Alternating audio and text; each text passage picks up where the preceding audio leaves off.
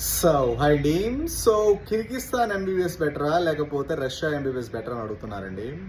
Actually sir, అసలు రష్యాకి కిర్గిస్తాన్కి పోలికే కాదండి. రష్యా అనేది మన ఇండియా లాగా, కిర్గిస్తాన్ అనేది శ్రీలంక లాగా. ఇంకంతే, జస్ట్ మీరు అర్థం చేసుకోండి. సింపుల్.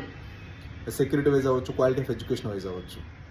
సో కిర్గిస్తాన్ అనేది సార్ జస్ట్ ఏంటంటే నార్మల్గా ప్రమోట్ చేస్తున్నారు అంతే.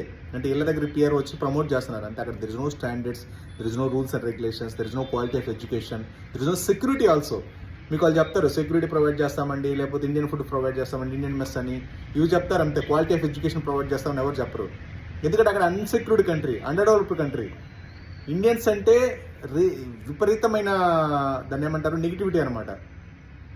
కిర్గిస్తాన్లో కానీ, ఉజ్బెకిస్తాన్లో కానీ. సో కాబట్టి అలాంటి కంట్రీస్ ప్లాన్ చేసుకోవద్దు. Better to Russia is the 200% better. అంతకంటే తక్కువ బడ్జెట్లో మంచి క్వాలిటీ ఆఫ్ ఎడ్యుకేషన్ ఎక్స్ట్రాడనరీగా మీకు రష్యాలో దొరుకుతుంది అనమాట.